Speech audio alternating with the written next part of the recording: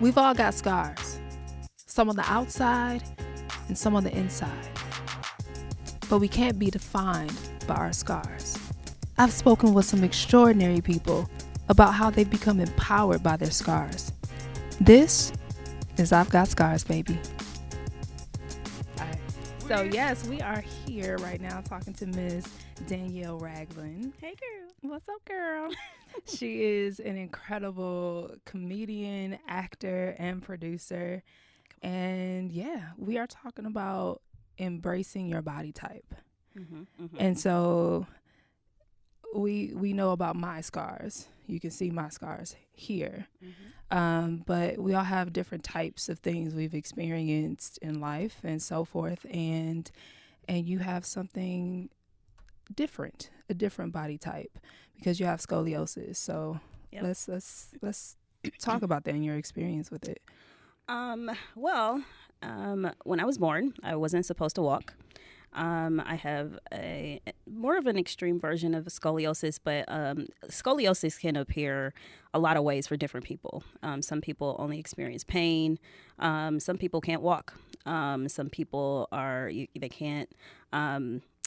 They walk differently. Sometimes you can't even see their scoliosis. In appearance, they look very proportionate. So it shows up in a lot of different ways. But my mother has scoliosis.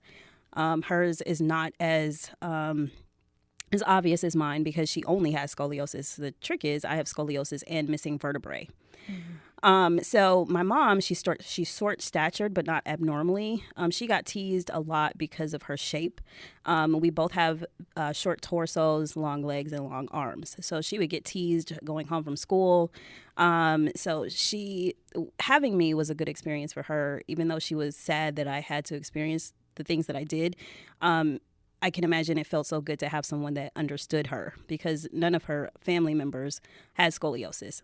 And I always admired her because she went through that without having anyone that understood. So when she had me, she made it very important to make me feel beautiful. She didn't want me to feel abnormal. She wanted me to feel just like anybody else. So that was pretty much the theme of my household. They didn't treat me any differently. They wanted me to feel strong, powerful, and that I could do anything. And that's what I grew up thinking. I think just for while I was growing up, I think I ended up getting teased a lot when I was younger because of my arms and my legs. I also have a webbed neck. So those are my physical So let's differences. see, when you say Webbed neck means I don't really have a clear neckline. Okay. So if I wore a choker or necklace, it kind of be very tight around my neck. I don't have a very clear neckline. Okay. And so when you're talking about your stature, I just want to paint the picture. So your mom, you said that she's short, but how tall is she? She's about 4'11", 5 feet. Okay. Around that. And so how tall are you? I'm 4'5". Okay. Okay. So I think growing up, what was the problem when I was younger, more so was my physical appearance. Because I got teased. I got called Shrek, a monkey. It was very, very awful growing up. I felt I would even say I was suicidal. I would stay in the house. I didn't want to go outside. I felt like a monster. I didn't want people to look at me. I didn't look in the mirror. I would cry. It was pretty traumatic when I was younger. And then I kind of went through this weird transition because my height wasn't really an issue when I was younger because I was small, just like any other kid. Yeah. So maybe toward my middle school experience, then it was like, oh, I'm small. But I don't think I necessarily had so much of an issue being as small because if you know anything, when you get to middle school or high school, short is cute, Yeah. And that kind of, believe it or not, it kind of helped my self-esteem because what happened is when I got older, everyone was like, oh, she's so cute, she's little, blah, blah, blah. And it kind of made me feel like, okay, Yeah. And it was kind of helpful. I think the crazy part, and I'm actually noticing this as I'm talking to you right now, I think I went through different, it was kind of like a roller coaster. Like 1 minute it was my physical attributes that bothered me. Then it was my height that bothered me. Then my long arms. I went through a long phase of my long arms bothering me. When I raised my hand, I also have broad shoulders. I remember there was this really popular guy in middle school. I was standing in the line at the vending machine and really loud. He was like, "Man, you must play football, man. Look at them broad shoulders," and the whole line starts cracking up. Wow. And I remember that very, very vividly. So there were different, and that's what ended up bothering me too. It's like, I remember just sitting in my room, like crying one day, and I said, I hate every inch of my body. I hate my eyes because my nose is flat. I have a too wide smile. I remember saying my hands are big. Everything. I remember picking everything out of my body and saying it's ugly. That is so crazy because when I look at you, I'm like, oh my God, like you're so beautiful. I'm like, look at her. She's so cute. Like, but I get that. Like when you're a kid, and what I experienced was, I just remember when I was 3 years old and I was in ballet class. And I had my little like unitard on. And so I had a scoop neck so you could see my scar. And kids would come up to me and they're just like, "Hey, what happened? What's that?" Some would try to touch it or whatnot. And at the end of the day, you just want to fit in, right? You just want to kind of like blend in with the crowd, but there's no blending in when you have this scar or you are a different stature, your body looks different, you're not blending in. And so that was the thing that made me really self-aware, and I think that's the thing about it, is that I was kind of okay when I was just with my mom and my dad and my grandma. At home I was fine. But like in the world, that was my first experience, and it was just traumatizing. I had to quit. Like I quit dance class because of that, Yeah. So I can understand that. So yeah, I spent a lot of time hiding, hiding it. I've got so many jackets. I still do that now. I hide my figure. Yeah. And I have to remind myself all the time, like, how, that I'm beautiful, and that, my scars are a part of me, and they're beautiful. It's always a constant battle. Yeah. Yeah. So when you talk about like men and dating and your experience, like, because you have your crushes and so on and so forth. And for me, I was always just kind of like, I was chubby and had scars and had braces. I was just so not the chick that you want to date. Like growing up, like middle school. Oh my gosh. I know. I can show you. So many people from middle school are like, no one believes you. Chubby, random Audra. So what was that like for you? That, that first crush, that first like, oh my God, I totally want him to be mine. Like, what was that? Wowzers. I think in growing, it's really, really funny because ever since I was a little girl, I hung out with so many boys. When I was little, like little boys would be knocking on my door so I could come out and play. I had always been surrounded by, and a lot of women say, "Oh, I only mess with men. Like I only have men best friends," but it was very much true. I ended up liking to befriend men because it made me feel safe, and it made me feel like if they were like, I feel like it made me feel confident when I had them as my friend, because then I know they wouldn't talk about me, or they wouldn't make me feel ugly. I hung with guys that made me feel valued. And so I think when it came to dating, like most especially like middle school, I think the guys, they snook and flirted with me. I remember there was this, if you had any experience with it, they would make a list of like the popular girls, and they would put them in order, like who's the cutest. And I was always at the end. And then I remember one of my guy friends who was popular at the time, he said, "Listen, you're really the pretty one. But they just have a body." And it was something that stuck with me for a long time, of course, because that made me feel like that was what beauty was. You know, even though he was very sweet and kind and made me feel pretty, but it was still a kind of an underlying idea that I would never be pretty enough. You know, I would never fit the standard.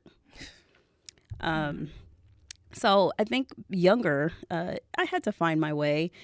Like I said, in high school, it was like, oh, she's short, she's cute. But I don't think men, the guys in high school still weren't comfortable admitting that they were attracted to me. I think that I was still one of the abnormal, like, you know, they'd feel odd admitting that anyone had a crush on me. So I didn't get a lot of attention at all in high school. I did have a boyfriend, but we were very close friends. And so that was my first boyfriend experience. Like, we ended up being best friends for a long time, and then we ended up dating. But as far as like crushes, it was always a weird thing for me because I feel like the guys that I had crushes on would flirt with me, but not out loud.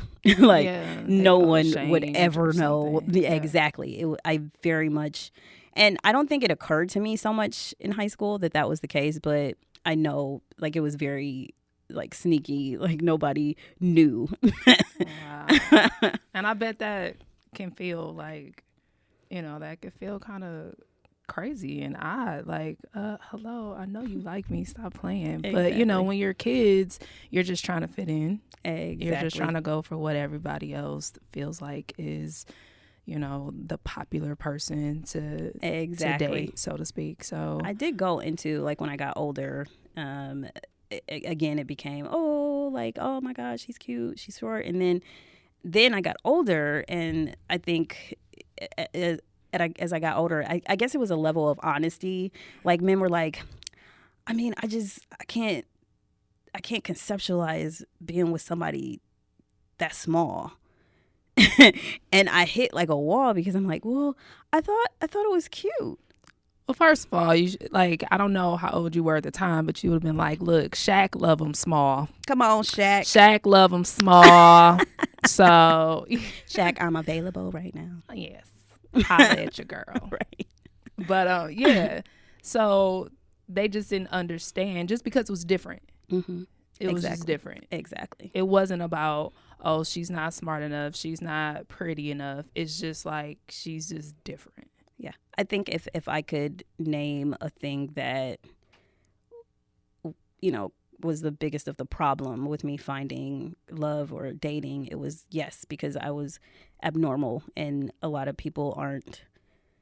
They can be kind of scared of that, and they don't know what to do with it. Mm-hmm. You know, and you know, I think too, like, with even just with me, I had to figure out who I was, like, because you know, you have someone that's hiding their body, and you know, somebody that's ashamed. And like, if someone is attracted to me, I'm like, oh, really?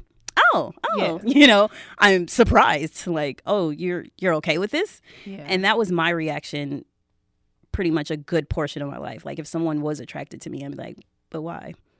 See, you know, I'm really glad that you brought that up, because that was a part of my thing as well. And my scars are a bit different because I could hide them. And because I could hide them, I mean, turtlenecks in the summertime, I mean, crew neck shirts all the time. So I was never really into fashion because I was like, okay, I can't wear nothing that shows anything, so whatever. But I was able to hide it. Mm-hmm. But it got to the point, too, where when you're talking about being in intimate moments, I don't know if you're like me, but I imagine you might have had this experience where you're like making out and you're just like, okay, and then he takes off his shirt and I'm like, oh. And you put a sweater on. Exactly. Like, where my blanket at? It's brisk in here. Because you know what I'm saying? Like, you don't want anybody to see it. It's like, yo, you understand how much I've gone through to make sure that you didn't see this? You know? That's deep. Yeah. Like, even, I mean, any type of intimate moments. Like, I've, you know, actually been intimate with somebody and it's like, oh, I'm sorry, but you can't see the top half of my body, though. What do you mean? Who do you think I am? You know, like, I remember dating somebody and he was my boyfriend. And we'd been intimate, and I'd given him a gift for his birthday. And he actually was like so excited about the gift that I gave him. He was really, really grateful that he like lowered my shirt just a little bit and kissed the tip of my scar. Oh my gosh. And my body, like, I cringed, like I froze right there. Mm-hmm. And I just felt like he was molesting me. Mm. I mean, I never had experienced that before. I was so uncomfortable. Literally, it felt like forever. And it was probably just a second, but it felt like an eternity. And it was the most uncomfortable thing that I'd ever experienced. Like, that was the first time he told me that he loved me, and he kissed my scar. And that was the way he showed me that.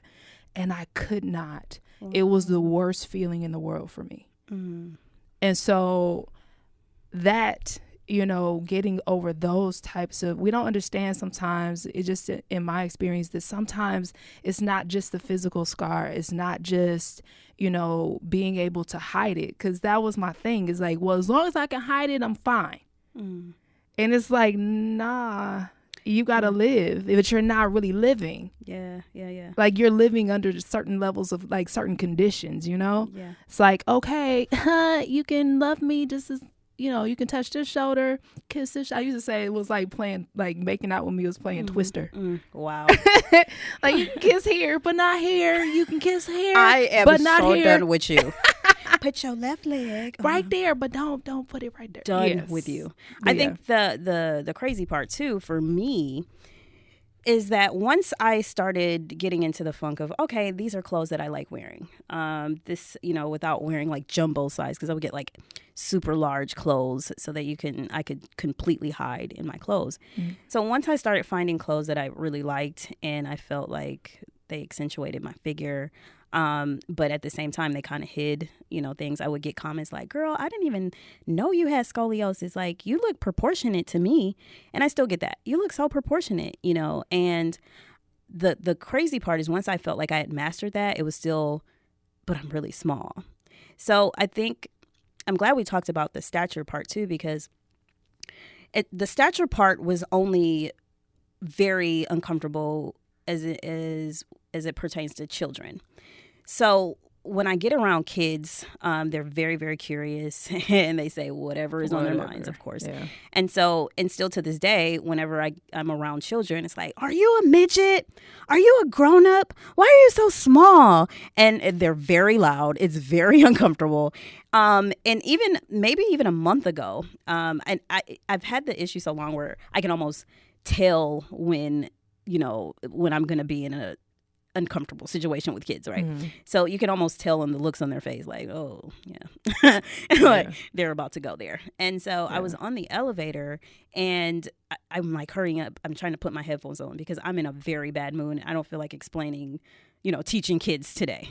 So, but I could hear them in the back and they're like, she's so small. And the one, he kind of like stuck his head in front of my face so I couldn't avoid him. Like, are you a grown up? Like, so, and I think I just felt uncomfortable because the parents didn't jump in. And I think with all of my experiences, the parents, which I think is very funny because they're always like, shh, okay, like, okay, shh, that's not right, And sometimes I might say, this is how God made us. We're all different. So, and it's also very funny too, because another experience, I was working with kids, I was DJing, and all the kids were having fun. And it's almost like they didn't grasp that I was small, like, and I guess I was farther away too, but all the kids were interacting with me just as normal. And then, one of my other little people friends walks up, which we'll talk about too, because we got to get to that. That's a whole story. Yes. But because mind you, this is not a huge piece of my life. I have now a lot of friends that are little people, but that's a whole different situation. I say all that to say, one walked up to me while I was DJing, and he was like, "Oh my God!" Like, we hadn't seen each other in a long time. And all of a sudden, the reactions of the kids, like, they completely turned 100% around. Like, it went from play to fascination. Like, all of the eyes were beaming on us. And one of the kids walked up to me and she was like, "You're little." And I'm thinking, like, you just realized this when another one walked up? like we was cool. Like a minute ago, we was chilling. Like, what happened? Wow. And then I hit him with my line, right? And I was like, well, isn't that cool? Like, God makes us all different, okay? And then she was like, yeah, but you're really small. I was like, oh, wow. Okay, well, that was a great talk. So wait, before they didn't fully understand that you're a little person until a little person came up to you. Which is the same. Well, okay. Yeah, yes, because I have to go there. Yeah. Because that's one of the things I noticed about you is that when I look at you, you don't have the same stature or makeup or same, I guess, look. I don't want to, as what we might have seen a little person typically, I guess, from whatever you might see on TV or something like that.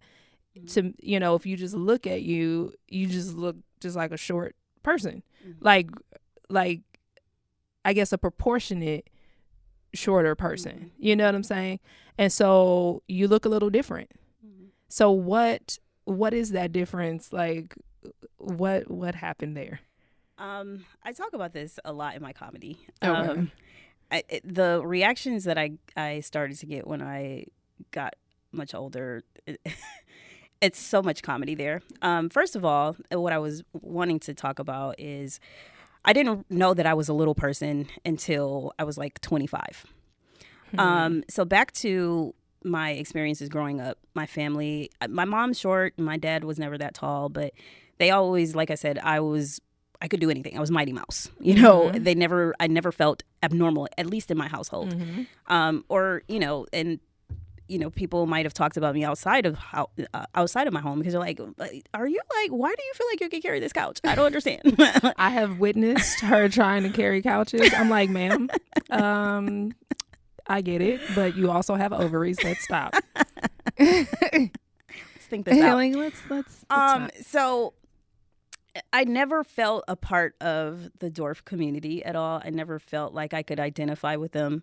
I always knew I was small, but there always was a piece of me that was like, I mean, I'm not that small, Yeah. I was like, I've got enough to handle. Okay, I'm not that small.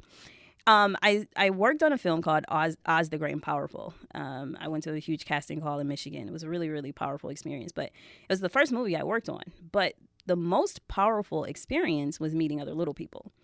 Wow. It was remarkable being in a room with hundreds of people that were the same height as me, which had never happened. In fact, I'd never talked to anyone that was short like me. Wow. Until I walked in that room. I had so many different reactions, and that's what I talk about too in my comedy. One little person walked up to me and he's like, "Hey, I haven't seen you at any of the conventions." Excuse me? Conventions? Conventions? He was like, "Yeah, I haven't seen you around." I'm like, I didn't think I could, identify with you guys. At this point, I'm looking at him like, oh, God, this guy. And he was like, "Honey, we're both full adults. We're looking at each other in the eyes. I'm pretty sure you can join Little People of America." And that was the one moment I was like, oh, okay. And I realized I'm small. They taught me a whole lot. There's 250 types of dwarfism, and because you're 4'9" and a full adult, under 4'9" and a full adult, then you're a little person. And I learned so much from that experience, but it was really funny too. When I learned all of that stuff about myself, I went out into the world, and it was just really funny the reactions that I got. A lot of my friends would be like, "Yeah, but you don't look like a little person, but you're not like that small, but you're proportionate." I'm like, yeah. No, actually, I'm not. And I would get the same kind of different reactions from other little people because I'm not. In some cases, I'm a little taller and I can reach things because my arms are long. So again, the popular thing was like, but you're but you don't have it as bad and you're proportionate kind of thing. And it started to upset me. And I talk about it again in my comedy. I'm like, you don't know how humble you have to be to try to prove to people that you're little. I'm like, no, I actually am a little person after all. Like shelf, can't reach it. Yeah. And I had some arguments with other little people, and I'm like, hey, listen, there's a bazillion types of them. What we consider a typical dwarf is that they have short arms, and short legs and long torsos. I am the complete opposite. So I have long arms, long legs, and a short torso. So both of us aren't proportionate. We're just, disproportionate in different ways. I remember sitting down in a line of little people, and I was like the smallest. Like, it was like boop, and then boop, boop, boop, and then they were like, "Geez, Danielle, why don't you grow some?" Like, and that was a really cute moment for me because I felt a part of the family, and they weren't looking at me like, like I was completely a monster. I felt I belonged. But I do spend a lot of my time proving to people like, yeah, I'm actually small. I'm actually disproportionate. And the funny part is, if you had have asked me that a long time ago, I would have said, yeah, I'm glad that they don't notice. But now I'm in a point in my life, I'm like, no, I am this small. Like, I could use a little assistance. Exactly. Thank you. People look at me and they're like, yeah, she's small, but they don't consider me as small as a little person or a dwarf. They don't associate that with me because I look more, I think everyone understands that I'm not proportionate, but they look at me and they say, well, she's not as disproportionate as a dwarf would be. Yeah. So she can't be a dwarf. Yeah. So what would you want people to know about, your size? What do you want assistance? Because there's sometimes people are like, hey, I got it, I'm fine, don't worry about me, and they just kind of do their thing. Do you want someone to assist you in certain ways? Do you just want them to ask? Do you want to just not have them ask, but you ask them? Like, sometimes I don't think people, they may not understand. And so, they don't want to be offensive at the same time. They don't want to offend. Yeah. So what would you want them to do in those situations? I think on general level, everyone will answer the same. Just treat me like a human. And that means, there's a level of concern, but I think I'm old enough to say if I need help, then I'll ask it, aside from carrying couches. Yeah. That's another subject. Okay. We'll talk about that next show. I think that's what I prefer. If I need your help, I will ask. And I think, and it goes the same for a lot of strong-willed. You understand, like, you have, you look different and you don't want to be treated differently. And my family never did. And that was always very important for me. I didn't want to feel like a cripple or like, you can't do it. I remember very distinctly, I had this job and I was interested in getting promoted. In order to get promoted, you had to do some labor, in the back, with boxes and kind of doing some lifting. And I was kind of frustrated because I could never get promoted. And I was never asked, or I'd been there for a long time. So I asked my boss, and she was like, well, I guess I'm afraid of you carrying things. I guess I'm afraid of you climbing on ladders and I don't want you to hurt yourself, kind of thing. And I felt like, are you serious? Wow. Why wouldn't you just ask me? Or why wouldn't you, that made me feel so defeated. I was held back from growing because she thought I couldn't do something. Wow. So communicate. Yeah. Just ask. It's like, hey, is this something you would be interested in? Can you do the work? That kind of thing. Yeah. It seems like such a simple concept of treat me like a person. Because I know certain people, they'll see my scar and they'll ask or they'll be afraid to ask. They'll say, and you just see them kind of staring. And that question is bubbling up in their mind, and they're like, so and they try to change the subject. It's like, I know you was about to ask me about this, go ahead. And so they'll ask yeah, I'm sorry, I didn't know how you felt about it, and so on and so forth. They don't know that you've been through the ringer already. You grew, you woke up like this, for your whole life. The whole time. You've already had those questions asked. And so, and it's not their fault. This is a new experience for them. And so I get it. But yeah, it's okay. I think at the end of the day, once you're talking about just treat me like a human being, Yeah. like, oh yeah, what happened? Oh yeah, this happened. Okay, cool. Yeah. Yeah. And Yeah. then we move about life. Yeah. And we're just fine. Yeah. So I get it. Like, people are afraid and don't want to offend, and that's cool. I just, yeah, just being open and not looking at me like a science experiment. Like, yeah. you know, like you try to figure it out first. Yeah. Instead of just going to the exactly. source. It's like, we're going to be fine. Exactly. Like, just talk about it. We're going to be okay. Yeah.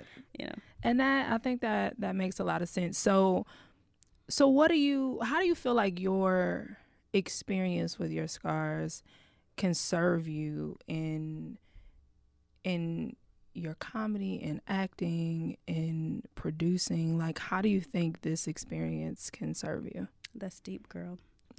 I think, and wow, I don't think I've really thought about it as heavy until right now, but I think because I had to overcome so much, it's made me so strong. And I think the great thing about seeing a woman is seeing her confidence and seeing her resilience and seeing her love for self, and her independence and her essence. You know, just, you can tell when a woman loves her essence and just is very comfortable. And I think for me, being in roles that were like, you know, women, we've come a long way, but we're still fighting a good battle out here. Yeah. But I think that the cool thing about what I've been through is that I have a level of strength, a level of resilience, you know, and I've had to like fight. I've had to push. I've had to deal with embarrassment on so awful levels. I've had to deal with pain, and you know, and a lot of women can identify with that. But I think I'm grateful for the experience that I had, because I think the process was accelerated. I think I had to learn how to maneuver in difficult playing fields really early on in life. And I had to find ways to feel empowered. I had to find ways to find my confidence. And I think those are things that are very important when you're producing, when you're in any leadership or being on stage or being in front of people, and having a level of vulnerability, which I think has been important, Yes. especially in this industry. Yes. Being able to, because the reason I got into this industry, into television, is because I wanted to give a voice to people that don't have voices.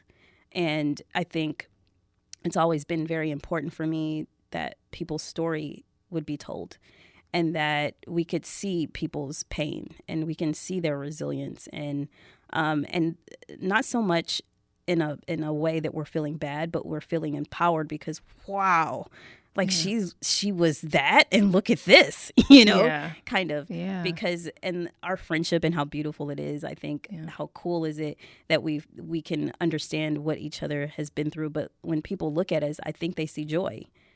I think they see resilience, and I think they see peace, you know? And that's super, super important. Not only just being a woman, but especially being one in this industry, is being able to be comfortable in that. Yeah, I think that's just so beautiful. Thank you. And I feel like that's incredibly important, because this is representation in a completely different way. Come on. You know, it's for me, because I can hide my scars, it's not necessarily considered to be a disability or anything like that. But I always imagine myself on a red carpet with, you know, like a halter type dress or whatnot, scars popping, just looking beautiful, because I want that little girl at home that has scars, whether it's a burn or it's something else, some sort of anything that she's been through. Maybe it's about her weight. Maybe it's about this looks different or that looks different. I want them to know, like, yo, like, if Audra can get up there and do her thing, and she didn't want to show the world for the first 25 years of her life, she hit herself, like, then I can do it. Yeah. So, And Audra, the crazy part is the reason why this is so impactful right now is because we have young girls killing themselves. Like, it's different from when we were growing up. Like, we go to school and that was the end of our teasing. But we live in an era now that you're on Facebook, you're on social media, and the things that you're embarrassed about, it can be aired, for the entire world to see. And it's a whole different experience. And so the reason why what we're doing could be so important is because, it's potentially saving lives. That's how serious this is. Because if you understand the pain of feeling like a monster. Yeah. And, my thoughts, like I said, when I was younger, I was very depressed and, I had suicidal thoughts, but it wasn't to where I feel like it would be so much more aggressive now. And I can only imagine what a little girl might be going through, especially now, Audra, you have all of these, you have all these beautiful women on Instagram and you have, filters. Exactly. And it's a completely different playing field than when we were young. We thought we had it bad. Can you imagine, how important beauty is now, in a time where, it's always been important, but now it's just like, that's everywhere. You can't turn it off. Exactly. It's always in your face. And it feels like competition because as women, we're taught to compete against one another for, and beauty is all it's about. It has nothing to do with your inside. And it's all about what you look like. But then here's the thing. This is what I thought about, too, is that not only do you have an audience of women who maybe they have a difference, they have a scar, they have something physical that you can see, but maybe you have that woman who has a great body, who is, physically attractive, and now she's just looked at just solely for that. And nobody can see past it. Like, that's not cool. It's not okay. And that can form scars, but they're internal scars.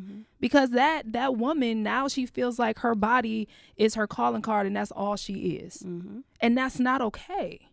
And so how do you then feel about your self-esteem? Is like, oh, well, if I get to a certain age, or I have to, get these injections and whatever in order to keep up with the Joneses because my body's all I got. And it's like, boo, no. Yep. Like that right there it's not okay. And that's one of the reasons why I want to do this, because I want to speak to that. I want to speak to the scars that we have that people may not even see. Yeah, we're fighting battles that no one can see. Yeah.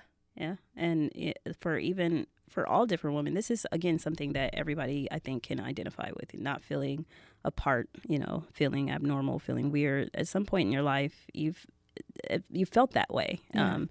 But I think it's such an important topic for women, because even the most beautiful, we have such a battle with confidence a lot of the times, such struggle. And that's why it was so cool for me to get in the comedy realm, because I was surrounded by women that were just, they were happy in their skin. And that is one of the most beautiful things. It's one thing to say, oh, look, a confident woman, but someone that is genuinely happy in their skin, like, that is a completely different thing. Like, someone that's just fluid and just happy to be like, look at, like, I'm fine. I don't know what you're dealing with, but if you don't think I'm fly, then that's your bad. And I think that's awesome. And I mean, I think that's just attractive, generally speaking. Like, when I speak with men, I feel like one of the things they say is like a woman who's confident. Yeah. Because when you're looking at someone else who's confident, then that just kind of like says to you, like, like, oh, I like that she doesn't care about this, or she doesn't, like, her hair is, it's a little crazy right there. She doesn't care. It's fine. Right. Like, like, she got her scars popping. She got her, her body. She's just cool with it being what it is. And I think that that's something that we're not taught, honestly. Like, we're not really taught to love ourselves. We're taught to change ourselves to fit the mold, whatever that mold is. And when you start to realize that, you might say, well, you know what? I can't be 5'5". So I'm going to have to rock this 4'5" and make it work for me. You know what I'm saying? I can't, like, you understand, like, I have been through the ringer trying to get rid of this scar. Yeah. Like, 6 surgeries. Like, I wore compression vests. I had chemical peels and all types of stuff. I was trying to get rid of it. And at the end of the day, it's not going anywhere.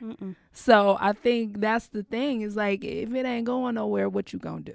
Come on. Let's ask you. We got to ask ourselves questions like, all right, that's not going anywhere. So how can I make this work for me? And the funny thing thing about that is, I used to be jealous of like women that were like obese or like, they had some sort of attribute that they could change. And I'll always be like, but I mean, can't you just change that? And it was an awful, awful thought. And just being 100, I used to be so jealous and angry at women that I felt like were not as confident for reasons that, of course, that's like a blanket statement. You can like, women are happy that way. I can say many things about that, but the most in-depth part is that I felt so unhappy because it was nothing that I could do to change it. It was like, I'm gonna be this height, I'm gonna have long arms, I'm gonna have, it's nothing. All of the things that I find are wrong with me, I can't fix it.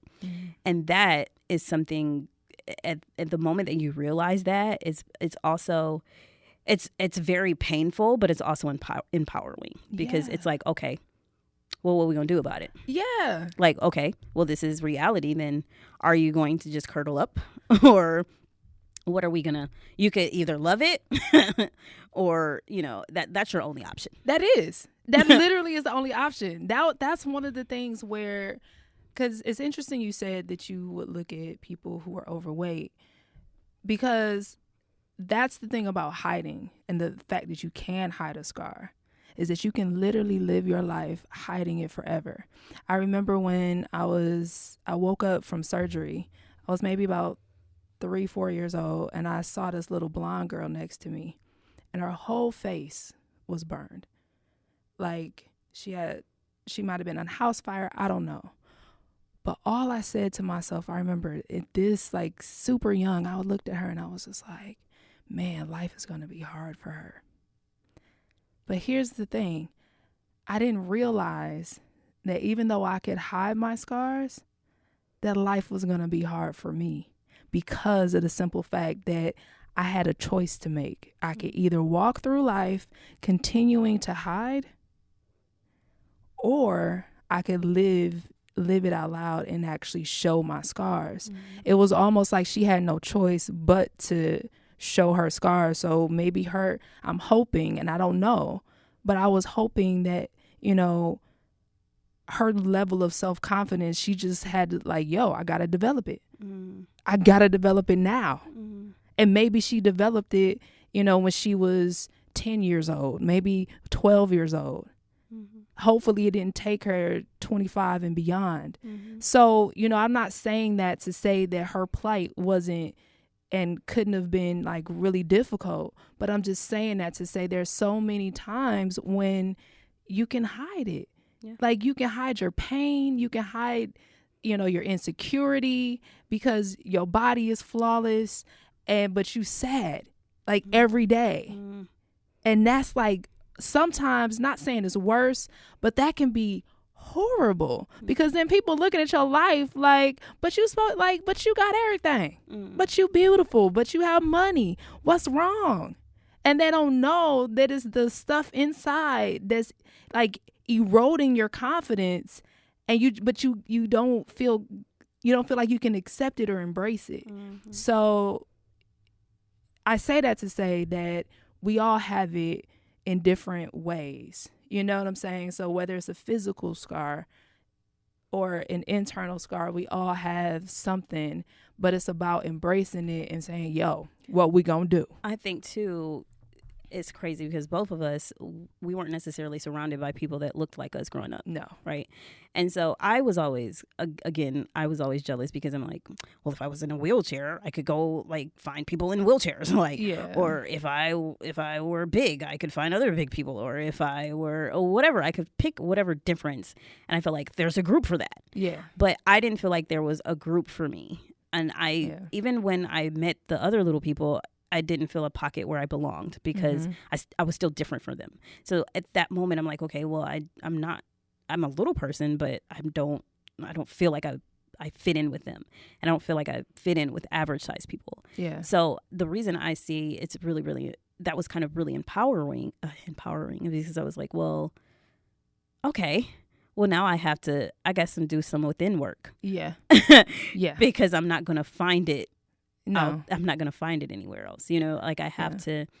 And we had many, many conversations, you and I, about just feeling beautiful and feeling pretty and feeling comfortable in our skin. And I think that kind of stuff is important. It's important to have people around you that get it. But, you know, until you're like ready to do the hard work and be able to, you know, being able to look at yourself and pick out the things that you love and find clothes that make you feel beautiful and just being excited, you know, about who you are and what you look like. And I think I didn't even understand that importance until some couple of years ago. I had gotten so comfortable in hiding that I didn't know I was hiding anymore. Wow. Gosh, that's a word right there. Come on. That's a word right there. So what would you say to people that maybe they're hiding something and it's an internal scar, or if it's a physical scar? What would you say to them, like in a nutshell, like right now? Like, I just encourage you to do this. If anything, I regret looking back on the time I wasted upset about how I look. I think life is, when you think about the beauty in life and the beauty of anyway, having connections with people on deeper levels and just being happy and joyful in your skin. I think I would tell anyone, like, if you want to look back on your life and you want to sit down and think about your life in general, like, wouldn't it be cool if you spent most of your life loving yourself and living life in joy and freeness and happiness? And that's easy to say, because but I understand. I've been through it. I've been depressed. I've been very sad. I've been in the cusp of darkness. But I think overall, like, that didn't serve me. That didn't serve anyone around me.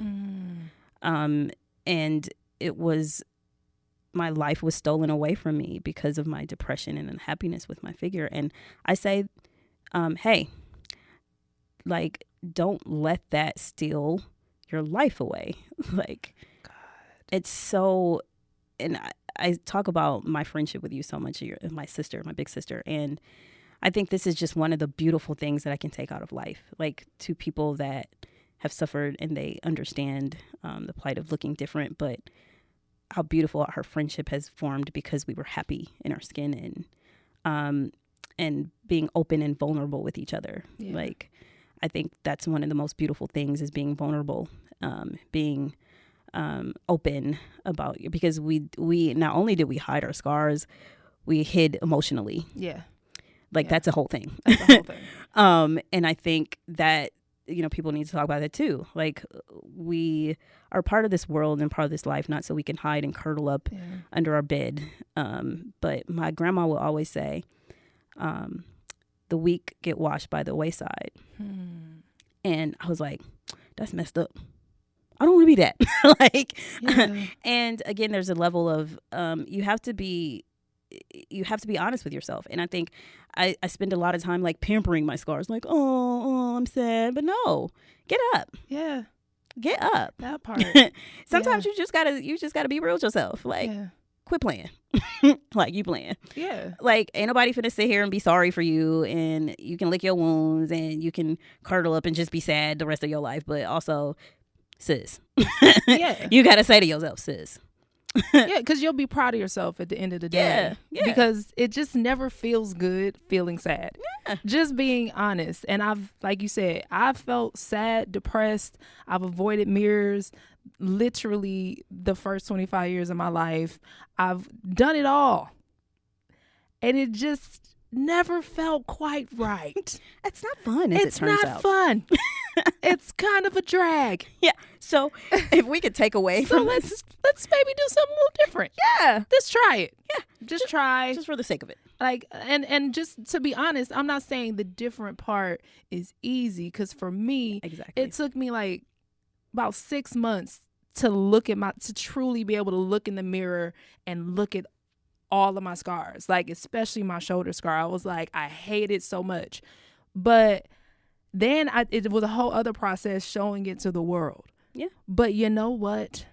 On the other side of that work is pure freedom. Come on. And it feels lovely. Freaking amazing. Amazing. As it turns out. Yes. So if you Absolutely. can gather anything, fight. Fight for you because you deserve it. Come on. Because and doggone. Because you're so worth it. You've been through so much already. You might as well reap some benefits of what you have to offer. Like, and you got something to offer. You absolutely do. Exactly. So reap the benefits of it. That's my whole thing. Yeah. So yeah. For sure. So how did you get into comedy? Like what made you do that? I'm glad you asked that. Comedy. Wow. I mean, everyone kept telling me I was like, just like any other comic will say, oh, you're funny. You should do stand up. You know, I kept hearing that. Mm-hmm. And I think with all of the heaviness of my life, I would always use comedy to make me feel better. I crack jokes. I was the laughter of my friends. I was the comedy relief. It just made me feel better. Even with my family, we were going through things. It just, comedy was my escape. So I was the jokester. Some people didn't see me as that. Like a lot of my friends, like, what? Comedy? Like, because I was always very cheerful and bubbly and I crack jokes, but not like stand up. So they were kind of like, I mean, okay. But when I tried it, I felt so comfortable and it was so cathartic. So comedy to me was my ability to address what I was feeling, and lightheartedly. Like it made me feel good. It made me feel confident. It made me feel powerful when I'm on stage, and it helped me feel like I was cool. Oh, okay. Okay. You know what I mean? Yeah. And I was able to address the awkward and uncomfortable things in a funny way, and it made me feel less uncomfortable about myself and my life experiences. Okay. So you feel like now just having that experience of sharing your personal experiences on stage is just like, if I can do it on stage, exactly. I can do it standing in front of you. Come on, somebody. Yes. That's exactly how it felt. It felt, again, comedy always was to me a medicine, just like most comics that you'll talk to. It's very much a medicine. You get the laughter, and for at least a brief moment or two, you feel extremely connected in a way that you can't really feel walking the streets. You know, for that given moment, people are listening to you. Yeah. And they see you. So here's my question then. Because I do, and, you know, like I definitely know and feel for myself, comedy, like, helped open me up in so many ways. Like, it's been amazing to me. Like, so you said that it can be medicine. And a lot of times people do, like, they just kind of crack jokes about stuff that they might be going through and their pain and so on and so forth. You know, the whole concept of laugh at my pain. And so do you feel that has its limitations? Do you feel like that's the best way to handle things? What do you feel? Because there could be somebody that they're like, you know what?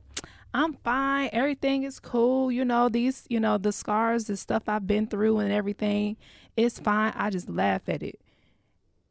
What do you say to that person? Get you a therapist and then go on stage, because that's how cocaine happens. All the way. Intro real, the drugs. Exactly. You'll see it very heavy in the comedy realm. Like comics, we come from a very most of us, I can't speak for all, making umbrella statements, but a lot of us come from a painful background. We have trauma.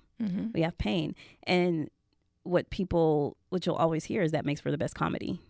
Because I think when you've been through that much, you have a form of authenticity that is, you know, you can't beat that. You know, I just lost my father suddenly last year. And I thought my trauma was over. You know, I had gone through my scars, but my dad passing, it definitely changed my view of life, but it also gave me a I don't care kind of thing, but in a good way. It was like, well, I've been through this and I've went through trauma, and it's like, well, now, okay, y'all gonna get this comedy. Like, I don't really care what you think. And that's what trauma can do. And I think if added with therapy, it is a very, very, a very powerful way of expression. Like being able to be a comic and having the trauma behind you and being able to laugh at it is beautiful. And I think, again, it makes for because you're able to connect with people when you have that kind of trauma. I think it makes you more open and vulnerable. And I think it's easy to slip, though, if you're just using comedy to help you. Like, it's easy to slip into something. I understand trauma. It's easy to slip into drugs. It's easy to slip into alcohol. It's easy to slip into anything to cope, to make you feel better. And in essence, you could start using comedy as a coping mechanism instead of a healing mechanism. And I think that is when it's very problematic. When comedy becomes your escape. It's very good. It's healthy. It's cathartic. I highly recommend. If you're funny. I'm just kidding. Be funny. But I think if it's done the right way, it's remarkable. Yeah. But I think you have to do the work. I think you have to, if you're not with therapy, okay, then find healing ways to work through your pain, because solely using comedy to do that is pretty destructive. Yeah.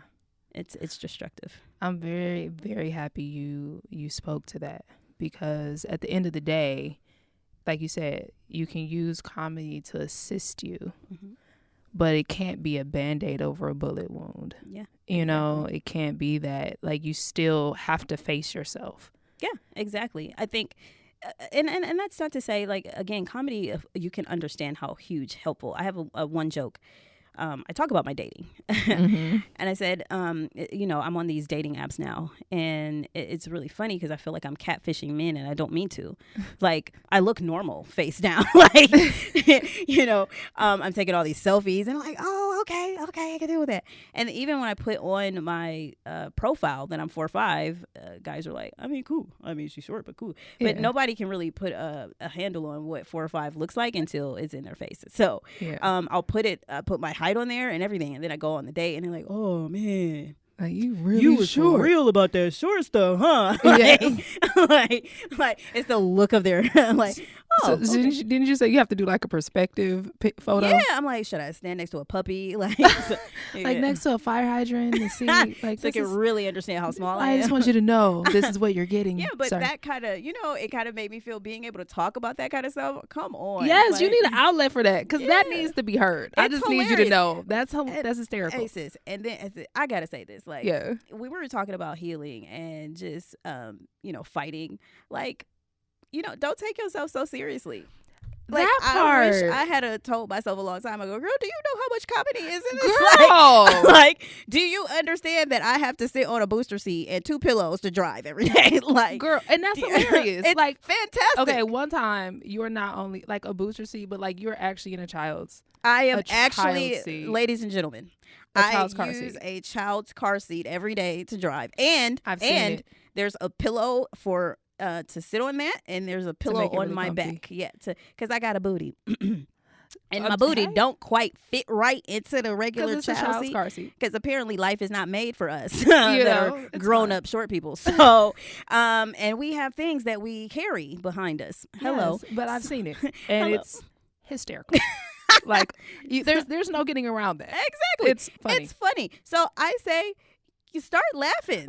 Yes. And, it's so funny, because that's the same thing with me. Like, I had my experiences. I haven't talked about my scars yet. I actually just wrote something. I haven't tested it out yet, but I just wrote something about that. On stage. But, I haven't done it on stage yet. But, like, talking about stuff that I've experienced in my life, it's like, okay, sometimes you just grow up and you're like, yeah, life is life. But hold on, Audra. I'm like, what's funny? When I started, I was like, well, what's funny about my life? Oh, okay, yeah, my dad is 2 years older than my grandmother. Okay, I'm friends with my ex-boyfriend's ex-boyfriend. Okay, I don't know. Is there anything funny? I don't know what my nieces and nephews are older than me, and they take, like, there's little things in life that you kind of think are maybe awkward or weird or whatever, but it's like you don't think about it, but it's hilarious. It's so funny. Fantastic. So even if it's like a situation, maybe it's a divorce or something like that, there's got to be something in there that's kind of hysterical. Yeah. That is why comedy is what it is. Like, that's why it's so powerful, because it helps us deal with shitty things. Yeah. And get through them. Like, Yeah. that's what comedy does for us. Like, Yeah. and it's a healthy way to get through all of the, your crappy experiences and just life and period. Like, I vouch for it. And I think, if anything, being able to talk about the stuff that I experience, like, it's helped me, like, in my self-esteem, because it's like, sis, like, this is funny. Like, it's just that moment you're like, it's fine. like this is cute. Like, this is amazing. Like, I feel more cute, like, just talking about it. Like, just yes, if you you're hear me acknowledging it. Yeah, I put a whole different face on my experience. Like, just being able to joke about stuff. Like, if I fall on the floor right now, I'll probably make a ting ting sound. Like, Hilarious. Hilarious. You see, like, it just makes me feel like I'm okay. Right? Yes. And no, I'm just so glad that you brought that up, because it's true. It's true. Sometimes we take ourselves way too seriously. Yeah. And it's like, life ain't that bad. Like, girl, if you look at some stuff, you'll be like, okay, yeah, that was a hot mess. It was hilarious. Right. I mean, for any woman dealing with self-esteem issues, like, somebody is gonna think you fine. Okay, absolutely. like them thighs, girl. Think you're fine on your own. Whether but they also, thick thighs or not. Come on. Because at one point in time, being like really thin was in. Yeah. And then now it's being thick. And when you like, because I was thick, trying to be thin. Like, I was just at the wrong time. Like, when everybody, I was thin at the wrong time. Like, I was thick when thin was in, and now I'm thin when thick is in. And I'm like, dang it, I didn't miss the boat. Or just move to a different area, because thick is always in the Midwest. Because that's where I was from the, if you go south too. In the South. If you are thick, when I came out here, California is probably not your scene. But I came out here, I was just too fat for the West. It was like my thickness. Can you stop lying to your audience? Okay, look, I used to be thick. At one point in time, I was thick. Okay, I got pictures to prove it. It's a shame. It's fine. It's fine. You don't believe me. It's fine. But when I lost my thickness, I missed it. You know what I'm saying? So there's a part of me that still feels thick. Like, I'm thick in my mind. What? I'm just saying. And that's what's important. So when you talked about when you were on the set and they were like, yeah, I haven't seen you at the conventions and so on and so forth. I mean, first of all, that's hilarious. Oh, you don't even understand. Like the conventions? I'm sorry, excuse me? What? There's like a whole land of us? Is that what are you saying to me? Like, there's a world? The amount, right? You mean there's just hundreds of us just walking around? Like, okay. So what is that like? So you mentioned Little People of America. Yeah. And so have you been there? So, no. so I think I'm still wrapping my head around it. It's you guys, the whole experience was hilarious. I remember they were trying to hook me up with other little people, like other guys, and I didn't realize that I didn't think I was a little person until this moment. Like, I was talking to them like how disrespectful like other average size would talk to me. I'm like, you guys still have babies? Like, oh, wow. That's how ignorant I was of my situation. Can you imagine them looking at me like, did you know you're also one of us too? Wow. But yeah, they were trying to hook me up with the guys, and I was like, listen, I am not gonna bring no man that's the same height as me home. I don't know. Okay, that's no. But the fact that I got jealous of that too, because they grew up in a community where they had people that looked like them. I was so like oh, like it was very much it was a great moment. I remember, here's a really, really cool moment. As I was talking about, a lot of my life I was so upset because I didn't know how to deal with the reactions from kids. Like, when they were curious, I'd always be like, what do I say? And one of the little person, he was like, yeah, I had this little kid following me, and then finally he says, why are you so small? And then the little person replied, this is what happens when you smoke. I never forgot that. Hilarious. It was so funny, but I had never Hilarious. had that. I'd never been able to talk to somebody about those kind of Yeah. experiences, but being able to find someone that can handle it in humor, like that was so amazing to me. But as far as like, because I got like asked if I had been to any of the, I definitely want to, and I'm open to it. I think a piece of me did feel like weirded out. I think that's the funny part. Because you can imagine someone that is a little person, but still looking at it like I'm not. Like in Yeah. my head, I think I'm Just like a little in denial. yeah, I'm a little in denial. I'm like, you mean like we're Like, just for real? prancing around? Like Like, I'm just trying to dip my toe in the little. it looks like water. an ant farm in my head. Like, Oh, that's what stop! that's what I have in You my are head. crazy. Like, you guys have activities? Is there a Ferris wheel? I don't. I can imagine someone walking past, some average sized person walking past, and like. Like, where they going? Yo, like everybody is small, like tripped out, and they're the only person that's tall. But wait, here's the thing. You told me that they actually have things that are to size. Yes, girl, I heard about it, and I actually experienced it working on You set. heard about it? Shut up. Her word on the street is no. When I was working on Yeah. set, girl, I didn't know how much I needed that. They were all like, why don't you have pedal pushers? I was doing a lot of unhealthy things, like gosh. not cool. I still carry lots of loads on my back, like not really taking care of myself, given that I am a little person. And they were like, yeah, you need to be doing this and you need to be doing that. And they had like step stools everywhere in the sink. I didn't know I was struggling. I've been on my tippy toes, like it sinks forever. But it was so, my heart was crying because I'd never had a step stool to be able to just get to the sink. I've always had to climb on stuff. I've had to sit on my tippy toes.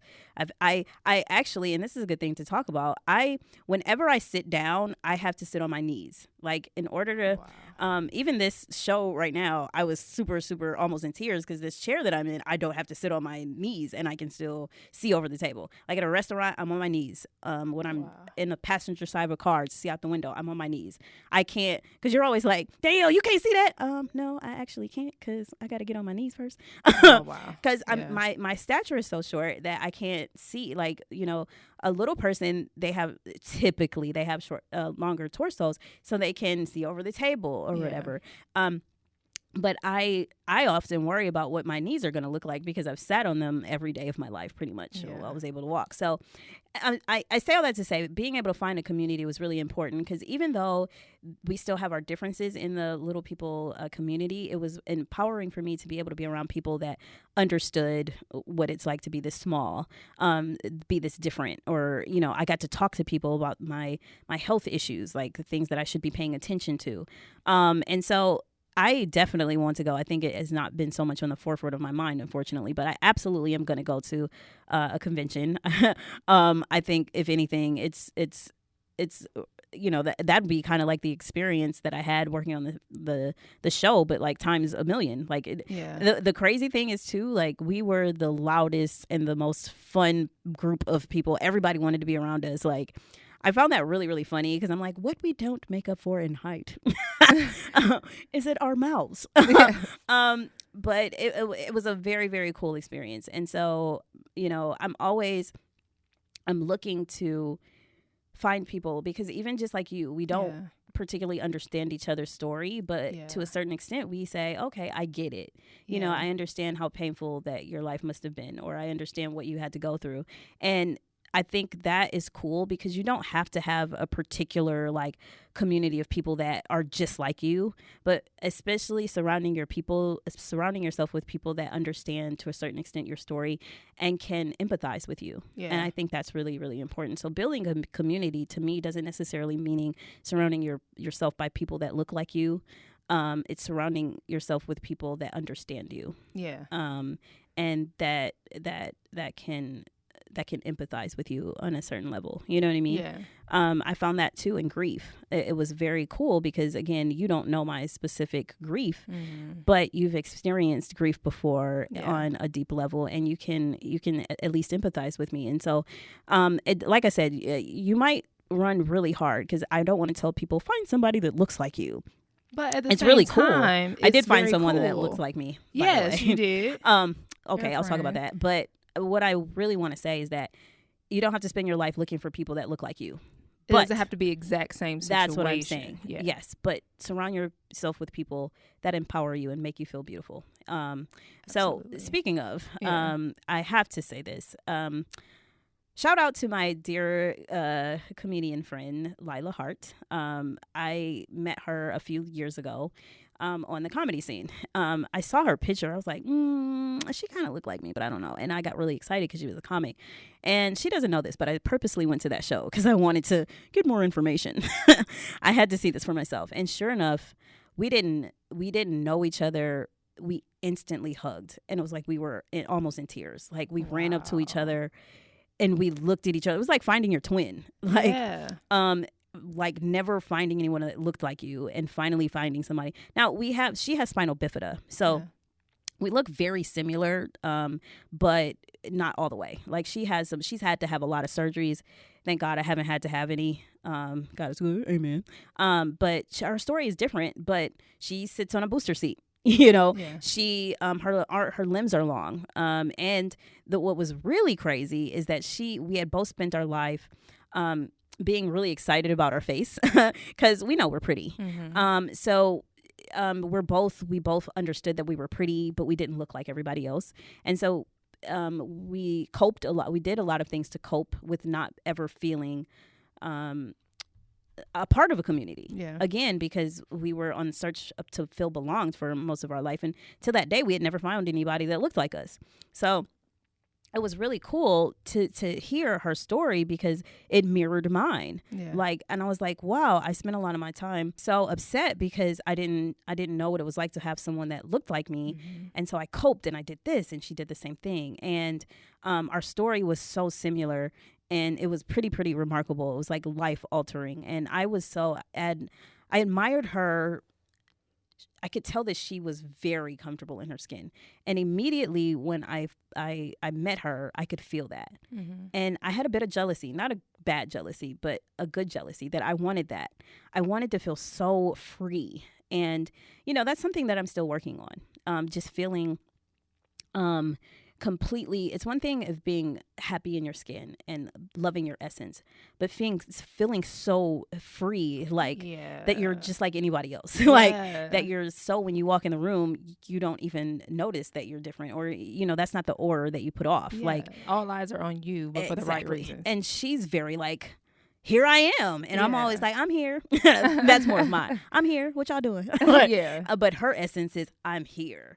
And I thought that was so fantastic and I was like, wow. And she's younger than me. And she's already this beautiful, vivacious woman. And she was able to connect with herself. And I want that, I want that energy. And that's something I always tell her. It's so beautiful. To see someone that, I can tell that they have done the work. Yes. Doing the work. That's awesome. And I'm really glad that you said that because it is something to actually be around somebody who has had your experience as far as seeing someone that kind of looks like you. I had that experience last year. I was performing at a children's hospital where I actually had my surgeries back in Michigan. And it's so funny. I met somebody on Instagram. I met her on Instagram, and she has a nonprofit that talks about scars called Perfectly Scarred. And I was just like, okay, this is interesting. So we met on Instagram first. I met her in person when I went out to Michigan and performed. And when I say we have literally the same type of scar, and we got burned at the same time. Wow. Now, here's the interesting part. So my shoulder scar is on my left shoulder. Hers is on her right shoulder. And she also has a scar on her chest. Wow. And we were both burned at 1.5 years. She was under her mother's care. I was under my father's care. Wow. And we met each other and we just did the same thing that you and Lila did. We just hugged each other like, oh my gosh, you have scars like me. And then we went and told the story. It was crazy. I couldn't even believe it, but it's the truth. I didn't grow up in a group, in any type of help group or anything like that. I just grew up being the only one with burns. And so I didn't know anything about connecting with organizations to any type of support group. And now I'm actually connecting with, burn foundations like the Grossman Burn Foundation out here in LA. And then also I'm going to be speaking at the Phoenix World Burn Congress next month. I'm just like, it's just awesome. Amazing. But seeing people that have had those, similar experiences can actually make you feel so that you're not alone in it. And I think that's it, because there's always somebody. That's one of the things that for me was so like empowering, was to know that I'm just not alone. Like, my revelation happened because I kept praying. I was like, God, why do I have these scars? Why do I have these scars? What's going on? Why do I have this? I'm so mad. Like, for years, I would just pray and just say that. And finally, when I was 25, I felt in my spirit, like, I was like, well, Audra, everybody has scars. Some on the outside, some on the inside. Come on.